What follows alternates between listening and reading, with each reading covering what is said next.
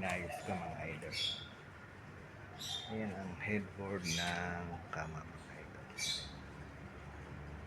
Flex ko lang sa inyo mga idol. Ayan. DIY ni idol yan mga idol. Ayan. Yung turahan ko mga idol. DIY. Ayan o.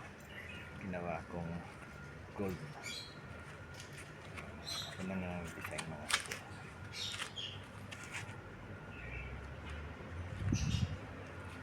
Linis tayo mga idol.